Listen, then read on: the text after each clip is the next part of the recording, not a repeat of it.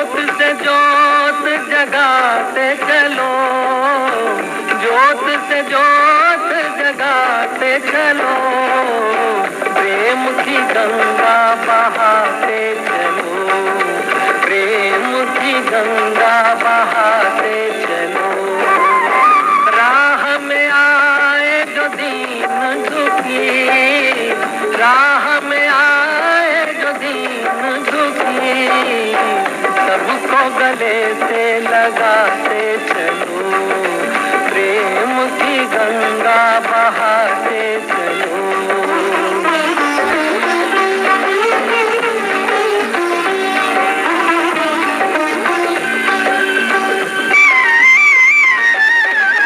कौन है ऊंचा कौन है नीचा, सब में वो ही समाया, भाव के झूठे भरम में ये मानव भरमाया। धर्म ध्वजा धर्म ध्वजा फहराते चलो, प्रेम की गंगा बहाते चलो, प्रेम की गंगा बहाते चलो। ज्योत से ज्योत जगाते चलो, ज्योत से ज्योत जगाते चलो, प्रेम की गंगा बहाते चलो, प्रेम की गंगा बहाते चलो।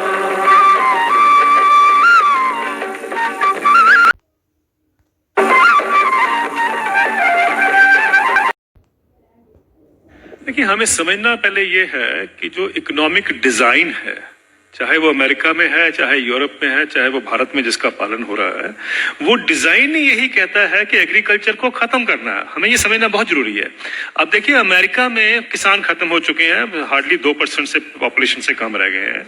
यूरोप में हर मिनट में एक किसान खेती छोड़कर जा रहा है, और भारत में और चाइना में, ये डेवलपिंग कंट्रीज में अब सारा जोर है। अभी आपको याद होगा, रघुराम राजन साहब भी खुद कहते थे कि सबसे बड़ा रिफॉर्म भारत में तब होगा जब हम खेती से लोगों को निकालकर शहर में ला सकते हैं, क्योंकि शहर में दिहाड़ी मजदूर की जरूरत है।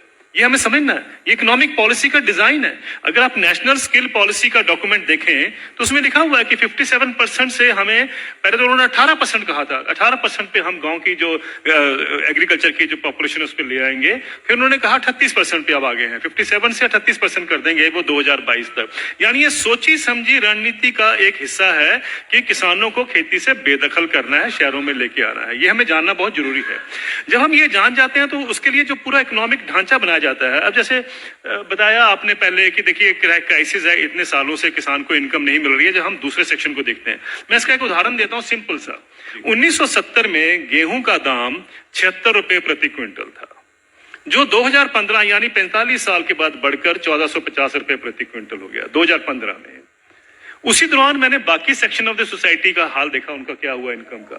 मैं सिर्फ बेसिक पे और डीए ले रहा हूं। उसी दौरान में 45 साल के पीरियड में सरकारी मुलाजिम की जो बेसिक पे और डीए है वो 120 से 150 गुना बढ़ गया, और जो स्कूल टीचर्स की जो तनख्वाह बढ़ी है उस दौरान में वो 280 से 320 गुना बढ़ गई, और जो कॉलेज के यूनिवर्सिटी प्रोफेसर्स हैं उनकी तनख्वाह 150 से 170 गुना बढ़ी है उस 45 साल के पीरियड में। किसान की जो इनकम है, जो गेहूं के दाम से या धान के दाम से आप नापेंगे, वो 19 गुना बढ़ती है।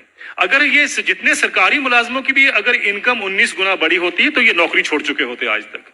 प्रॉब्लम यह है कि किसान का हक क्या बनता है। अगर हम 45 साल के बाद जब उसको 1450 रुपए मिले थे, अगर मैं 100 गुना भी उसकी इनकम बाकी इनकम पैरिटी के नॉर्म से चलता हूं, तो उनकी इनकम जो है या उनका मिनिमम सपोर्ट प्राइस जो है वो 7,600 रुपए प्रति क्विंटल बनता था।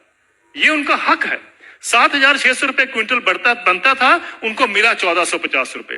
फिर ये कहा जाता साहब ये पैसा कहां से आएगा। कभी आपने पूछा जब कॉर्पोरेट को पैसा दिया जाता है कहां से आएगा? कभी आपने पूछा 7वां वेतन आयोग का पैसा कहां से आएगा? 7वां वेतन आयोग जब सारे देश में फैलाया जाएगा, अभी तो सिर्फ सेंट्रल गवर्नमेंट का है, तो क्रेडिट स्विस बैंक की स्टडी कहती है 4,80,000 करोड़ रुपए हर साल एडिशनल खर्चा होगा। किसी ने नहीं पूछा कि पैसा कहां से आएगा, किसी ने नहीं कहा कि फिस्कल डेफिसिट बढ़ जाएगा। आप किसान को 2 लाख रुपए दे दीजिए, 2 लाख करोड़ रुपए अनाउंस कर दीजिए साल का देंगे, हाहाकार मच जाएगा इस देश में, अरे ये पैसा व्यर्थ जा रहा है, ये लोग डिजर्व नहीं करते हैं, ये सारा कुछ होगा, फिस्कल डेफिसिट बढ़ जाएगा। लेकिन इंप्लॉइज के लिए किसी ने कहा फिस्कल डेफिसिट बढ़ जाएगा? ये सारी इकोनॉमिक नीतियां हमें जानने की जरूरत है, ये किस तरीके से डिजाइन बनाया गया है कि किसान को हम गरीब का गरीब ही रखें। और ये पॉलिसी कितने दशकों से चलती आ रही है, सब सरकारें इसमें सम्मिलित हैं। अब आपका जो सवाल था कि ये क्या कारण है, इसका कोई बीच का रास्ता भी हो सकता है। बीच का रास्ता हम क्या ढूंढते हैं, मुझे एक छोटी सी बात बता दीजिए। जब आपका इनकम मिलती है, 7वां वेतन आयोग मिलता है या किसी को भी अपनी इनकम मिलती है, तो क्या कभी किसी ने सोचा है कभी किसान को कभी हाउस रेंट मिला हो, कभी एजुकेशन रेंट मिला हो, कभी हेल्थ अलाउंस मिला हो, कभी बच्चों के लिए मेडिकल अलाउंस मिला हो? किसानों को क्यों, ये क्या किसान नहीं क्या इस सोसाइटी में रहते हैं? सुप्रीम कोर्ट के जो ऑफिसर्स हैं उनको 21,000 रुपए कपड़ा धोने के लिए मिलता है हर साल का। डिफेंस वालों को 20,000 मिलता है हर साल का कपड़ा धोने के लिए, कपड़े धोने के लिए। और वो लड़ाई कर रहे हैं आजकल, डिफेंस वाले कह रहे हैं कि साहब सुप्रीम कोर्ट वालों को ज्यादा क्यों मिलता है, हम तो बॉर्डर पे रहते हैं। मेरा ये सवाल है, क्या किसान के पास कपड़े नहीं होते धोने को? कभी आपने सुना है कि किसान के कपड़े के लिए 20,000 रुपए भी कभी उसमें ऐड किया गया हो? मिनिमम सपोर्ट प्राइस में क्या करते हैं हम, जो उसकी लागत लगती है और फैमिली लेबर जो लगती है उसको जोड़ लेते हैं, बस यही। और अभी तो एम्प्लॉइज के लिए 108 अलाउंसेस भी होते हैं। अभी तो तनख्वाह और डीए के बाद 108 अलाउंस मिलते हैं। जिस भी सज्जन को 108 अलाउंस मिलते हैं उसको तनख्वाह की क्या जरूरत है, मुझे ये बता दीजिए। लेकिन अगर मिलते हैं तो मैं ये नहीं कहता कि नहीं मिलने चाहिए, लेकिन क्या किसान ने क्या गलत किया है कि उसको नहीं मिलते हैं?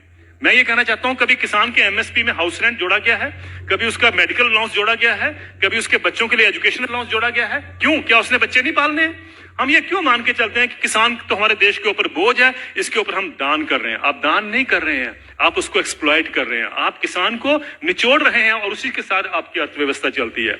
ये अर्थव्यवस्था के जब तक हम ढांचे को नहीं देखेंगे, हमें समझ नहीं आएगा कि किसान को मार इतने सालों से क्यों पड़ रही है।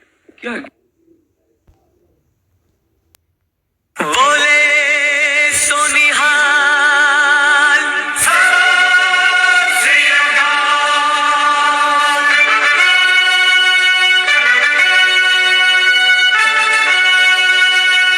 देह शिवा बर मोहे है, शुभ कर मन ते कबहू न टरो।